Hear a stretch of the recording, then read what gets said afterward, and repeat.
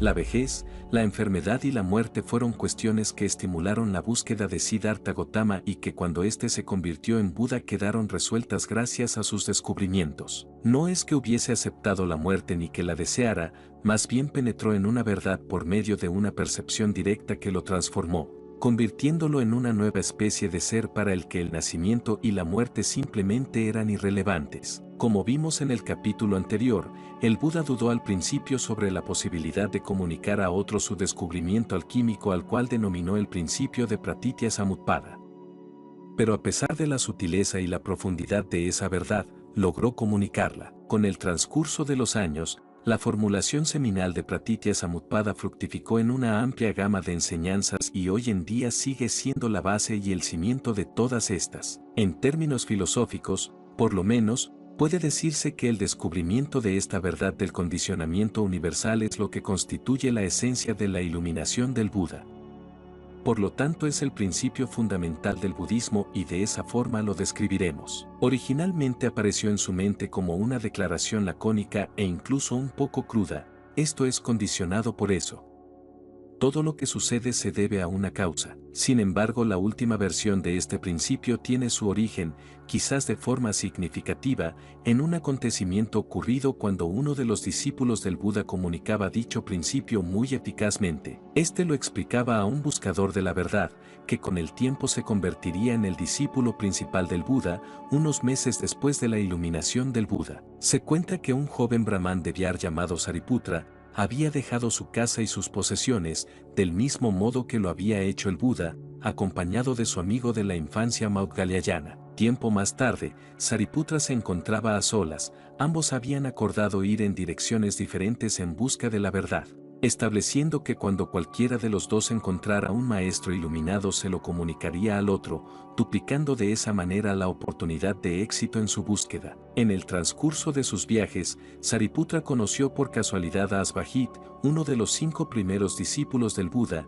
que ya había alcanzado la iluminación y que se dedicaba a enseñar el Dharma. Bastante impresionado por la apariencia del monje errante que irradiaba tranquilidad y felicidad, Sariputra se acercó a saludarlo y sin más ni más le preguntó, ¿quién es tu maestro?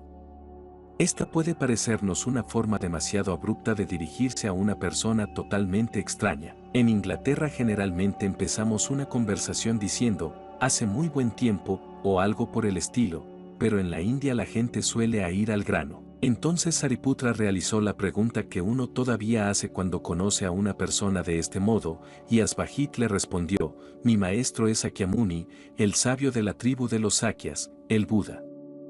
Sariputra prosiguió con la segunda pregunta acostumbrada, ¿qué enseña? Asvajit le contestó, para ser sincero, soy un principiante y no sé mucho acerca del Dharma, pero puedo explicarte brevemente de qué se trata. De este modo, le recitó un verso en pali de 2 líneas, que se ha convertido en una famosa frase a lo largo del mundo budista. Este dice así, de todas las cosas que proceden de una causa, el Tathagata ha explicado su causa y además su cesamiento. Esta es la enseñanza del gran Sramana. Parece que esta estrofa tuvo un efecto demoledor y al mismo tiempo liberador en la mente de Sariputra, quien vislumbró la verdad que expresaba. Entonces, acto seguido, alcanzó la visión clara trascendental y entró en el flujo. Obviamente, hasta entonces, su preparación había sido tan buena que una exposición del Dharma así de compacta le fue suficiente para darse cuenta de que su búsqueda había terminado. Ahora podía ir con su amigo Maudgalyayana para contarle con confianza que había encontrado al Buda. Este verso de Asvajit es venerado por todo el mundo budista oriental. En el Tíbet, China, Japón, Tailandia y Sri Lanka se halla esculpido en monumentos de piedra y en lápidas de arcilla, está impreso en tiras de papel con las que se rellenan estatuas e inscrito sobre planchas de oro y plata. Se puede decir que es el credo budista. Quizás nos parezca un poco árido, abstracto, académico o poco inspirador, pero para Sariputra fue muy profundo. Si realmente reflexionamos acerca del principio de Pratitya Samutpada en cualquiera de sus formas, podemos comprender sus implicaciones y empezar a entender el por qué ha tenido un impacto tan extraordinario en el mundo. Cualquier cosa, sin importar el nivel en que exista, surge en dependencia de ciertas condiciones y cuando esas condiciones desaparecen, deja de existir.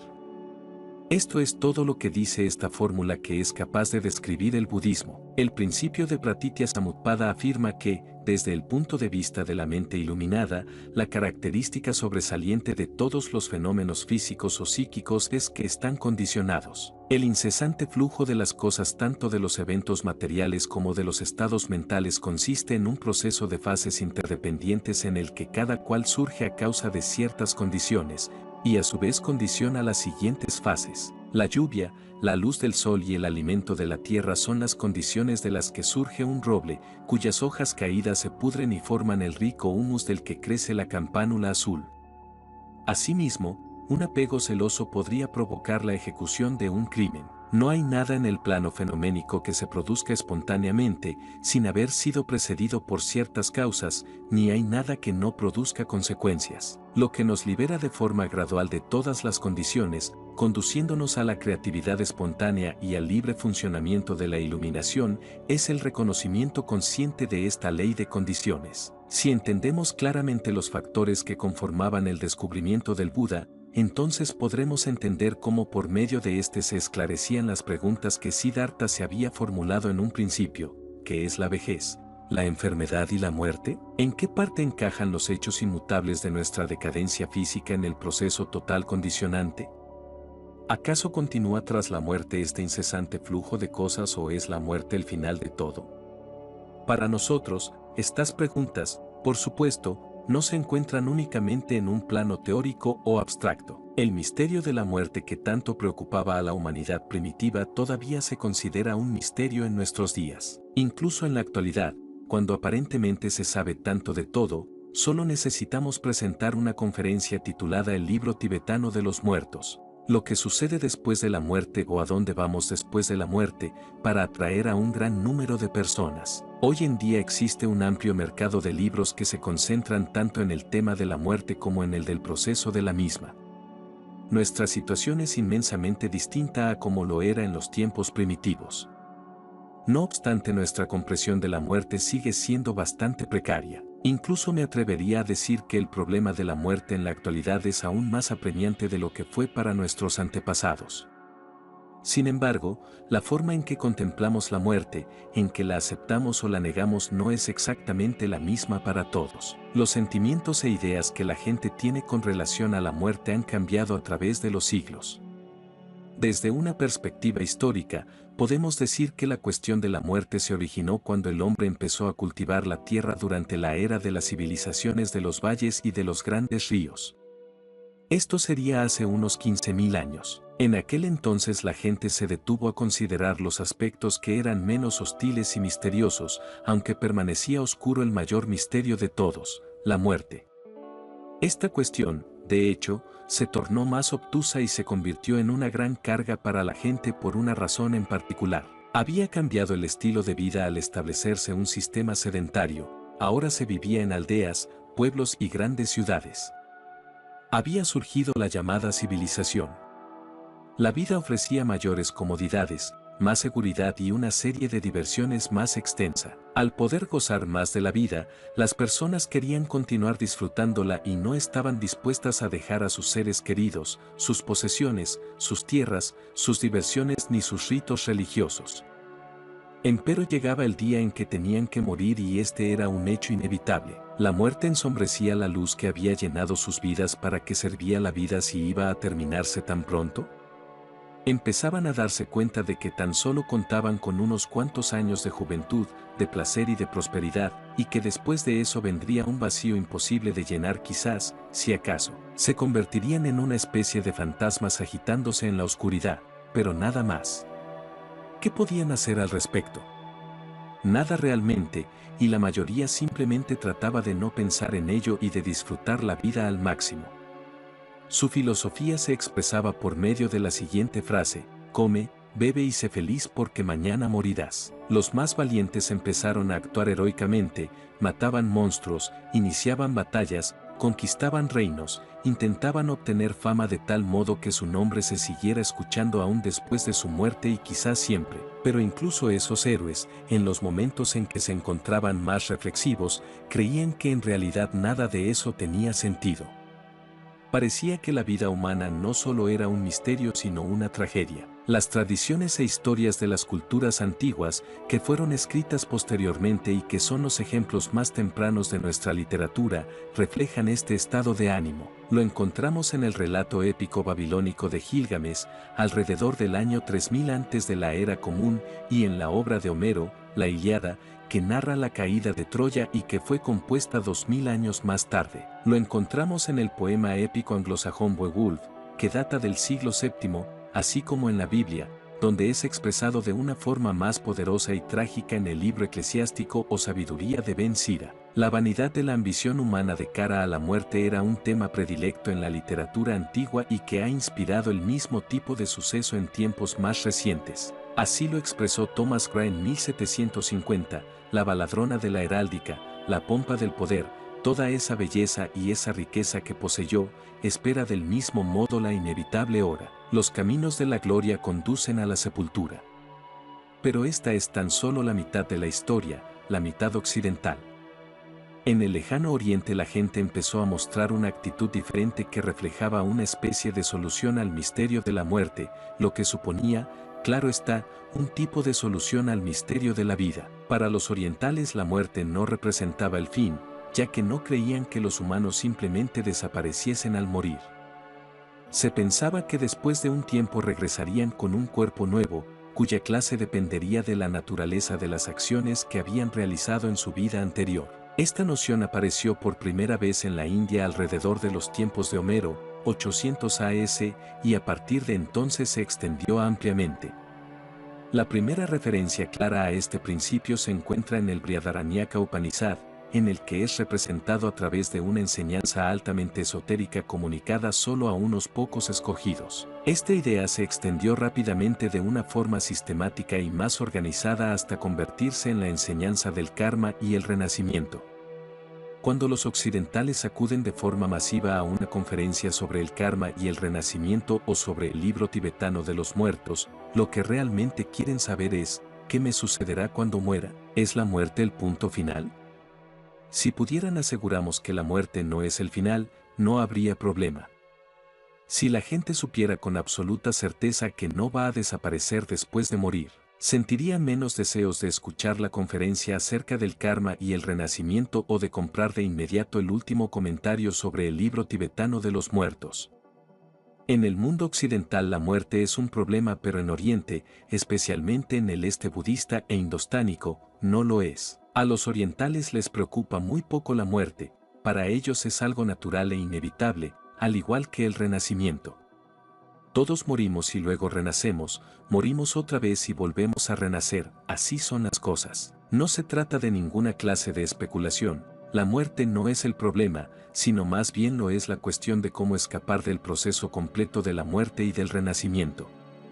¿Cómo podemos alcanzar un estado en el que ya no estemos sujetos al nacimiento ni a la muerte? El conflicto es que morimos y volvemos a nacer una y otra vez, a través de incontables años. La cuestión es ampliada de la siguiente manera: lo que en Occidente es una solución para el problema de Oriente, en Oriente es el problema en sí y requiere una solución mayor. Este fue el aspecto relevante del descubrimiento del Buda acerca del principio del condicionamiento universal. Cuando, en el curso de su iluminación, el Buda examinó los diferentes aspectos de la existencia condicionada, se dio cuenta de que todo desde lo más bajo hasta lo más elevado estaba sujeto a la ley del condicionamiento universal, y también observó que esta ley universal funcionaba, como fue planteado desde el enfoque del modelo evolutivo, de dos modos distintos, uno cíclico y otro espiral. En la modalidad cíclica hay una acción y una reacción entre opuestos. Experimentamos placer y dolor, virtud y vicio, nacimiento y muerte, y generalmente oscilamos entre ambos. La vida es seguida por la muerte, que a su vez da lugar a una vida nueva. El placer es precedido por dolor que, después, es seguido por el placer. En todos los niveles de la vida psíquico, biológico, psicológico, sociológico e histórico opera este mismo proceso cíclico. Un imperio surge para después caer. El crecimiento tiene que ser seguido por la decadencia. La salud, la riqueza, la fama y el prestigio social tienen como resultado inevitable la enfermedad, la pérdida, la muerte y el olvido. En el modo espiral del condicionamiento, Por otra parte, existe la posibilidad de un crecimiento real y permanente. Cada factor del proceso incrementa su efecto en vez de invertir el efecto de su antecesor. Por ejemplo, en lugar de producirse una oscilación entre el placer y el dolor, del placer pasamos a la alegría, de la alegría al gozo, del gozo al arrobamiento, del arrobamiento al éxtasis, y así indefinidamente. Esta tendencia espiral puede aplicarse a la vida y a la muerte como a cualquier otra cosa. El Buda se dio cuenta de que además de estar sujetos a las interminables rondas del nacimiento y la muerte, era posible para cualquier ser humano entrar en el sendero espiral del desarrollo espiritual, lo que constituía la puerta de entrada a la inmortalidad, el camino que conduciría más allá de los opuestos de la vida y la muerte. Cuando era aplicado el principio del condicionamiento al proceso de la vida y la muerte, surgía la enseñanza del karma y el renacimiento, una de las enseñanzas más famosas e importantes en el budismo, aunque es también una de las que tiende a malinterpretarse con mayor frecuencia. La primera cuestión a puntualizar con respecto al karma es que se trata de una aplicación del principio del condicionamiento. No hay nada misterioso, extraño u oculto en ello. El karma en sus términos más generales representa la ley del surgimiento, que entra en funcionamiento en un plano particular de la existencia. Esta aclaración es de suma importancia, ya que una de las mayores fuentes de confusión proviene de la idea de que el karma es la enseñanza budista de la causa y el efecto y que es universal. Sin embargo, esto no es así. El principio universal es el proceso del condicionamiento y el karma es únicamente una de las formas en que funciona. Para aclarar este punto expandiremos una enseñanza budista posterior al Buda que, de hecho, proviene de la tradición filosófica, sistemática y analítica del Abhidharma. Se trata de la enseñanza de los 5 niyamas. Es de una formulación de suma trascendencia, ya que, en un estilo propio del Abhidharma, reúne una serie de hebras que quedan sueltas en los sutras originales. La palabra niyama es un término común para el pali y el sánscrito y significa una ley natural o un orden cósmico. De acuerdo con esta enseñanza, son 5 las formas en que funciona la ley de la causa y el efecto actuando cada una en un nivel diferente. Las primeras 3 son las formas más simples, dado que pueden relacionarse con la ciencia occidental. En primer lugar está Utu Niyama. Utu se refiere a la materia no viviente. En la actualidad hay personas que empiezan a dudar que haya materia no viviente, no obstante le daremos esta designación.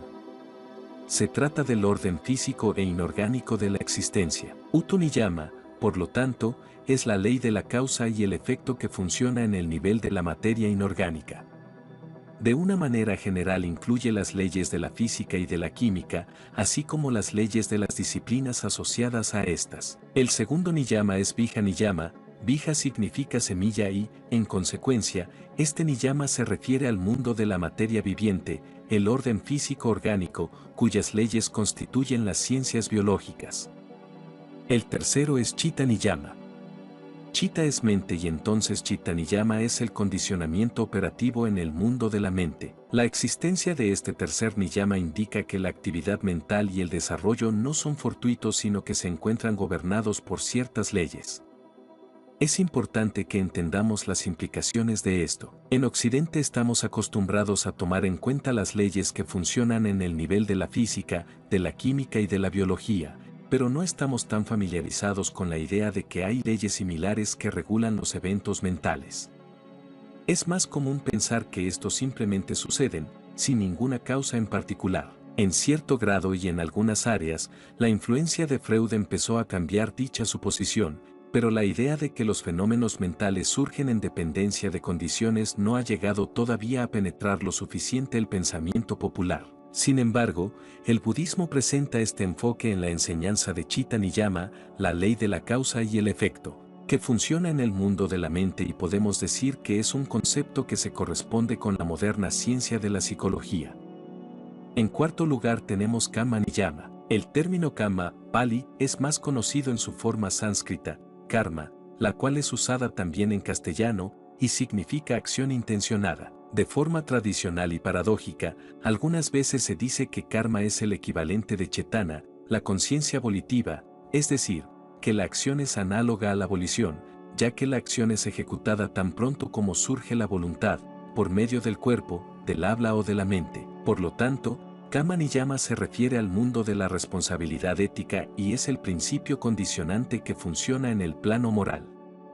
Quizás para las personas que han recibido una educación basada en la moral de Occidente sea difícil entender el funcionamiento del karma. Si alguien comete un error en nuestra convencional sociedad, se le arresta y se le lleva a la corte para sentenciarlo. La ejecución de un crimen y el ser castigado son dos eventos separados, y el castigo es impuesto por un sujeto externo, la sociedad, la policía, el juez, la ley. Nuestra tendencia es aplicar este modelo a todo el campo de la moral y de la ética.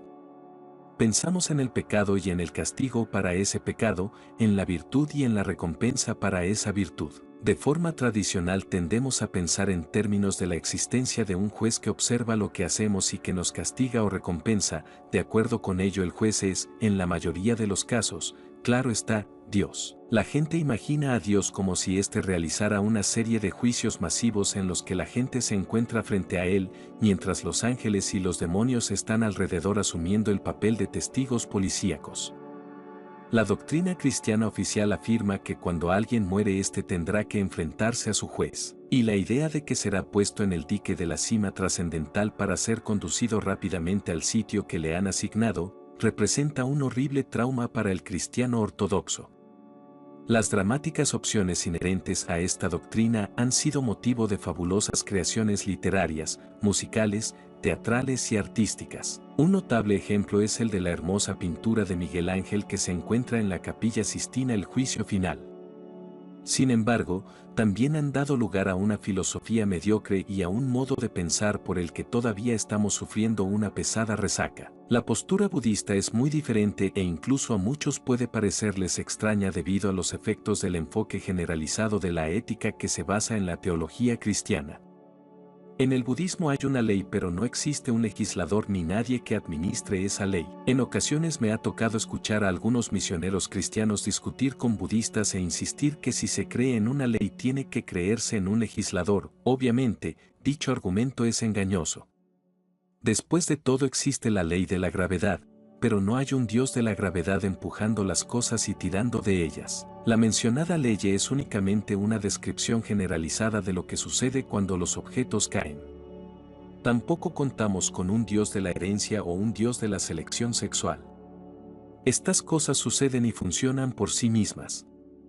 De acuerdo con el budismo, existe un fenómeno similar en el plano moral. En cierto sentido, la ley se administra por sí sola. Un buen karma, obviamente, conlleva estados de felicidad, mientras que uno malo produce sufrimiento.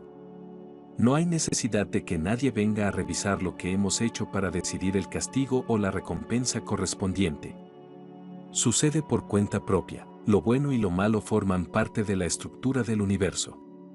Esto puede sonar terriblemente antropomórfico, pero lo que se quiere decir realmente es que, desde el punto de vista del budismo, el universo es un universo ético, o de una forma más precisa, el universo funciona de acuerdo con el principio del surgimiento, funciona en el nivel kármico y dado que conserva los valores éticos podemos describirlo en un plano ético. Este es el Karma Niyama. El quinto y último es Dhamma Niyama. Dhamma, Dharma en sánscrito, es una palabra que cuenta con muchas aplicaciones distintas, pero aquí se refiere simplemente a lo espiritual o a lo trascendental, en contraste con lo mundano. Por lo tanto, el principio del condicionamiento también funciona en este nivel. Sin embargo, no está del todo claro cómo sucede. Cabe resaltar que algunas de las explicaciones tradicionales más populares de este niyana son un poco infantiles y superficiales. Por ejemplo, muchas leyendas cuentan que cuando el Buda alcanzó la iluminación y cuando murió, así como en otras ocasiones decisivas, se estremeció la tierra de 6 formas distintas, y esto, según algunos comentaristas, se debió a que estaba operando el Dhamma Niyama. No tenemos que ir muy lejos para encontrar una interpretación mejor. Personalmente me parece que la clave del asunto está en la distinción entre los dos tipos de condicionamiento. Los primeros 4 niyamas, incluyendo Karma Niyama, son condicionantes en el sentido cíclico de la acción y la reacción entre pares de opuestos. Sin embargo, Dhamma Niyama se corresponde con el tipo espiral de condicionamiento y como tal constituye la suma total de las leyes espirituales que gobiernan el progreso a través de las fases del sendero budista. Por lo tanto, El karma no es la ley del condicionamiento en general, sino solamente la que funciona en un nivel determinado, el nivel ético y el plano de la responsabilidad moral. Esto significa que no podemos suponer que lo que nos sucede es necesariamente el resultado de nuestras acciones pasadas. El karma es únicamente uno de los 5 niveles de condicionamiento. Lo que nos ocurra puede ser el resultado de factores físicos, biológicos, psicológicos, éticos o espirituales. Y lo más probable es que se trate de una compleja combinación de factores que pongan en juego diferentes niyamas.